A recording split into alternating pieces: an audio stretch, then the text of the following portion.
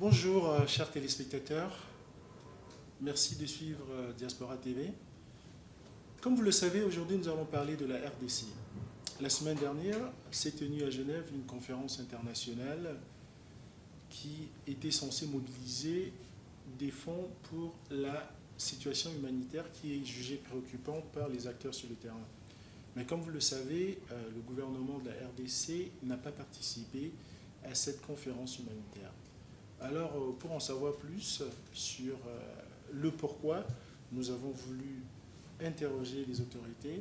Et aujourd'hui, c'est avec un honneur que nous recevons son Excellence M. Zénon Mukangagé, qui est le représentant permanent, ambassadeur de la RDC auprès de l'ONU et des organisations internationales à Genève. Bonjour, Monsieur l'ambassadeur. Bonjour. Est-ce que vous pouvez nous dire pourquoi votre pays a décidé de boycotter cette conférence humanitaire qui était censée lever 1,7 milliard de dollars pour justement faire face à cette situation humanitaire que beaucoup d'acteurs sur le terrain jugent assez préoccupante. Alors pourquoi, Son Excellence, votre pays n'a pas participé? Alors, nous n'avons pas participé à cette conférence pour des raisons évidentes. Vous savez, premièrement, que ces raisons tiennent d'abord à la nature de la situation elle-même sur terrain. Ça, c'est de un. Et puis, de deux, la manière dont les fonds devaient être affectés. Et troisièmement, la façon dont la conférence a été préparée. Je m'explique.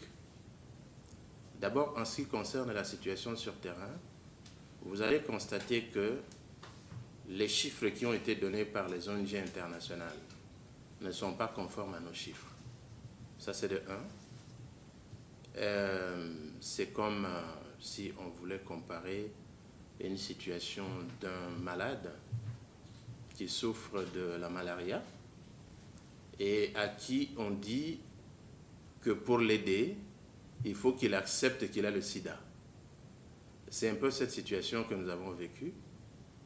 Nous savons qu'il y a une crise humanitaire dans notre pays, mais cette crise humanitaire a été exagérée par OCHA et par les ONG internationales.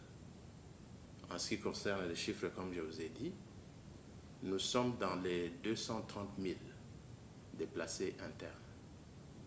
Mais les chiffres qui sont donnés par les autres sont au-delà de 4 millions. Et en totalité, on vous parle d'une crise humanitaire, d'une gravité égale à la crise qui se vit actuellement en Syrie ou au Yémen. Nous avons considéré qu'il y a de l'exagération déjà dans la qualification. Et comme vous le savez, le niveau de cette crise a été élevé au niveau L3. Le niveau L3, c'est dans des situations où l'État a cessé d'exister, où la guerre fait rage, où il y a des bombardements. Est-ce que c'est la situation que nous avons en République démocratique du Congo maintenant, objectivement parlant? Nous disons non. Il y a une crise, il y a une situation dans le Kivu, il y a une situation dans le Kasaï, il y a une situation dans le Tanganyika, mais pas autant qu'on la présente. Donc nous considérons qu'il y a eu de l'exagération. Alors, dans les préparatifs même de la conférence, vous savez que nous sommes le pays concerné. C'est-à-dire que notre collaboration était plus qu'attendue dans la façon d'organiser cette conférence, notamment dans la rédaction des termes de référence. Nous n'avons pas été associés et nous avons estimé qu'au lieu de nous imposer une situation, il fallait plutôt que nous puissions travailler ensemble, que nous puissions mettre sur pied les termes de référence de manière à ce que nous puissions évoluer de commun accord. Mais ça n'a pas été le cas. Pourquoi vous n'avez pas été associé, Excellence? Ah, mais c'est ça la question, justement. Nous avons été contactés comme un pays invité. Nous disons non, ça n'a pas de sens. Les populations congolaises, ce sont nos populations à nous. Et la crise qui sévit, c'est une responsabilité première du gouvernement. Nous ne devrions qu'être associés. Nous sommes un pays en situation post-conflit, il est vrai, mais nous sommes aussi un pays qui est engagé fermement dans un processus d'organisation des élections. Et nous estimons que lorsqu'on se retrouve dans un processus comme celui-là, la première des choses à faire, c'est de faire en sorte que les compatriotes qui se sont déplacés reviennent au bercail, récupèrent leur maison. Et donc, pour nous, la clé, c'est la réintégration de nos compatriotes. Ce n'est pas les garder dans des camps, amener des aides pour leur créer des puits d'eau, leur donner des bâches pour qu'ils s'abritent. Non, c'est pour les faire revenir. Et sur ce genre de questions, nous ne sommes pas d'accord avec ce qui est proposé ailleurs. Voilà pourquoi nous avons estimé que cette conférence ne devait pas être organisée de la manière dont ça a été organisé. Et nous avons boycotté, pas de manière tout à fait brutale. Nous avions demandé à nos partenaires de nous asseoir, d'aplanir nos différends et de revenir sur la table. Mais cela n'a pas été fait malheureusement. Voilà pourquoi nous n'avons pas participé à cette conférence. Oui, Excellence, vous mentionnez le niveau L3 de l'OCHA, mais vous savez très bien que ces niveaux sont temporaires. Et puis, ça concerne certaines régions, pas toute l'étendue du territoire. Justement, ça concerne certaines régions, pas toute l'étendue du territoire, mais en même temps, ce n'était pas vrai que le niveau avait atteint le L3. Parce que le L3, c'est le niveau le plus catastrophique. C'est le niveau chaotique. Et l'image que ça donne au monde, c'est que le pays est infréquentable. Alors que nous sommes un pays qui est en train d'organiser les élections. Pourquoi donner cette image? En quoi ça nous aide? Au contraire, ça repousse les investisseurs. Voilà pourquoi nous avons estimé que nous n'avons pas parlé le même langage avec les ONG internationales, que nous ne sommes pas mis d'accord sur les termes de référence et que nous n'avons pas une même vision de l'affectation même des fonds. Okay. Et vous ne pensez pas, Excellence, qu'avec ce boycott, l'idée se renforce auprès de la communauté internationale que le gouvernement en place à Kinshasa, en fait, est plus intéressé par se maintenir au pouvoir que par les populations civiles qui font face à ces crises? Nous ne pensons pas parce qu'en fait, un gouvernement qui a le souci de se maintenir au pouvoir ne devait pas mettre tous ses efforts dans l'organisation des élections. Nous aurions dû dire, bon, écoutez, nous allons rester. Ce n'est pas en organisant les élections qu'on veut se maintenir au pouvoir. Au contraire, c'est la seule voie de sortie qui nous reste à ce niveau. Organiser les élections pour qu'il y ait passation de pouvoir. Voilà la volonté, et vous savez combien le gouvernement s'est investi dans l'organisation de ces élections. Les différents obstacles qui se dressaient sur le chemin ont été levés un à un. Aujourd'hui, où je vous parle, les opérations d'enrôlement sont complètement et totalement terminées. Nous avons tourné la page à l'enrôlement, le fichier électoral a été rétabli, il a été nettoyé, et maintenant, le chemin est plus que balisé pour aller aux élections de manière irréversible. Voilà un gouvernement qui veut et qui aime son peuple. Okay. Dites, Excellence, on va passer à une autre question concernant la diaspora. Parce que vous savez, la diaspora aujourd'hui est très divisée. Donc il y en a qui pensent que si aujourd'hui le pays est dans cette situation de statu quo, c'est surtout à cause du gouvernement, tandis qu'il y a d'autres qui pensent que c'est plutôt la communauté internationale qui maintient ce statu quo. Alors selon vous, qu'est-ce que vous pouvez dire? Qu'est-ce qui explique cette dichotomie déjà, cette divergence de point de vue? Et ensuite, qu'est-ce que vous pensez exactement? C'est quoi la réalité? La divergence de point de vue, elle est tout à fait normale. Parce que c'est en démocratie, c'est en liberté que les gens réfléchissent. Il n'était pas normal que les gens réfléchissent tous de la même manière. Et je crois que c'est tout à fait normal que les uns pensent que c'est le gouvernement et que les autres disent que c'est la communauté internationale. Mais la vérité dans tout ça, elle est simple. D'abord, nous avons beaucoup de considération pour la diaspora, pour notre diaspora, et nous pensons que le travail que la diaspora a fait est un travail formidable parce qu'en fait, c'est cette même diaspora qui, lorsque vous regardez, d'ailleurs même dans la configuration du gouvernement, la plupart de nos ministres sont venus de la diaspora. Mon patron lui-même, c'est un ancien de la diaspora. Il a milité dans ce pays ici. Monsieur Sheokitundu. Sheokitundu. Oui. C'est un ancien de la diaspora. Donc les gens qui tiennent les arènes du pouvoir, c'est la diaspora elle-même. Et donc, il est tout à fait normal que les points de vue soient divergents entre les compatriotes dans la diaspora. C'est le cas d'ailleurs des compatriotes qui sont restés au pays. Alors, pourquoi cette divergence? C'est parce que nous, par contre, ce que nous pensons, c'est que le boycott ne devait pas renforcer les sentiments selon lesquels on n'aime pas le pays. Je vous l'ai dit tout à l'heure, nous aimons le pays, nous aimons nos populations. C'est pour cela que nous nous battons, pour que les élections soient organisées et pour qu'il y ait passation de pouvoir de manière à ce que nous puissions vivre paisiblement dans notre pays et que nous puissions le développer. Voilà, nous ne pensons vraiment pas qu'il y a une intention de vouloir s'éterniser au pouvoir. Et quel rôle, Excellence, pensez-vous que justement la diaspora pourra-t-elle jouer dans le processus de développement et d'amélioration, n'est-ce pas, du quotidien des Congolais?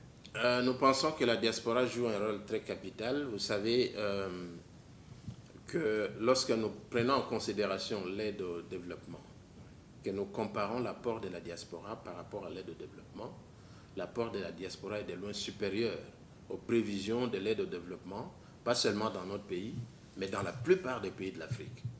Et l'histoire retiendra que la diaspora a apporté une contribution très appréciable, n'est-ce pas, dans le développement de beaucoup de pays. Je peux citer l'Inde, je peux citer la Chine, je peux citer la Corée.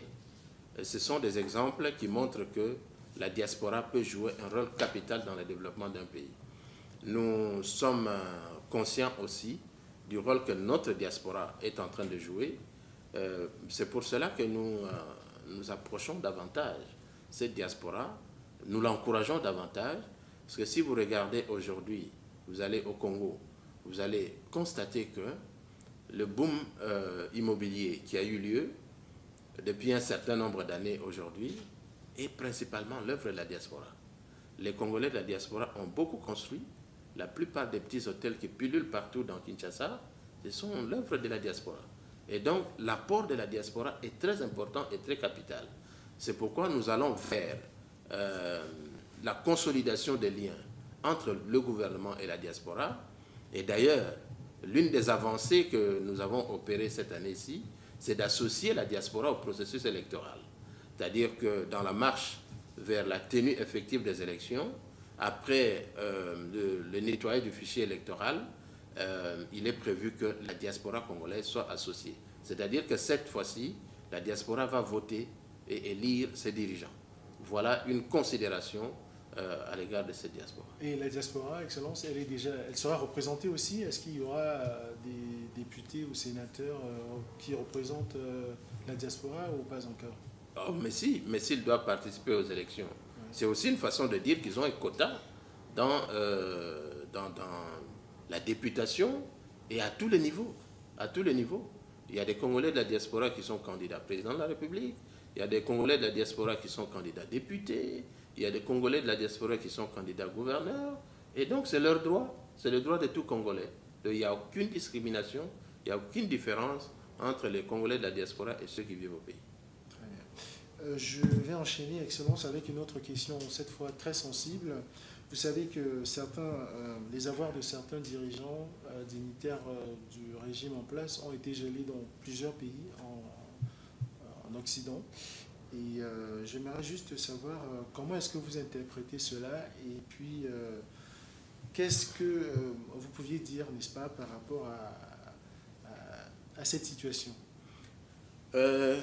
Geler les avoirs de certains dirigeants du pays, je considère ça comme une action mal dirigée, très mal dirigée, parce que lorsque vous n'avez qu'à voir, les avoirs ont été gelés et après ça produit quoi? Les gens n'ont plus voyagé dans certains pays du monde et après ça produit quoi? Par contre, ce qui est important, c'est de nous aider à faire en sorte que nous puissions avancer dans le processus électoral actuel pour que nous puissions sortir de ce long moment qui a fait que les élections ne se sont pas tenues de manière prompte. Donc, c'est cela qui nous intéresse. Très bien. Donc, vous êtes optimiste, Excellence, que les élections se tiendront comme prévu selon le calendrier? En tout cas, s'il n'y a rien qui vienne perturber le calendrier actuel, il a été publié, nous le respectons, nous ne voyons pas ce qui viendra faire obstacle à la tenue des élections. En tout cas, tout le monde est engagé. Si vous suivez l'actualité, vous allez voir que tous les états-majors sont en ébullition, que ce soit du côté de l'opposition ou du côté du pouvoir. Et donc, les Congolais sont en train de se préparer pour les élections. Très bien. Ben, pour conclure, Excellence, merci. J'aimerais juste, étant donné que vous faites partie de ces afro-optimistes, vous pensez que l'Afrique, justement, et la diaspora pourront être déterminants dans les années à venir. Alors, selon vous, lorsqu'on regarde aujourd'hui l'Afrique, l'indicateur qui vient le plus souvent, c'est la pauvreté, la lutte contre la pauvreté. Donc, à votre humble avis, comment pensez-vous que l'Afrique aujourd'hui et sa diaspora peuvent contribuer de manière efficace à éradiquer la pauvreté? Vous savez, pour éradiquer la pauvreté, c'est-à-dire que là, nous parlons du développement de l'Afrique même. Et la solution, elle est simple. Que l'Afrique arrive à un niveau où elle exploite ses propres richesses pour mettre fin à la pauvreté de ses populations. Parce que lorsque vous observez la manière dont les choses se passent, il y a plus de pression étrangère. Les Africains n'ont pas les mains libres pour exploiter leurs propres richesses au bénéfice de leur population. Il faut que nous puissions acquérir cette indépendance. Nous avons eu l'indépendance politique, mais nous n'avons pas encore l'indépendance économique. Il faut que cette indépendance économique suive pour que l'Afrique puisse se développer. Merci. Sur ces mots, donc, nous allons terminer cette interview avec son Excellence. Merci bien, Monsieur Zenon Mukongai. Je rappelle, vous êtes l'ambassadeur, représentant permanent de la RDC auprès des Nations Unies et d'autres organisations internationales ici à Genève. C'est moi qui vous remercie. Merci. Merci aux téléspectateurs de Diaspora TV et bonne continuation.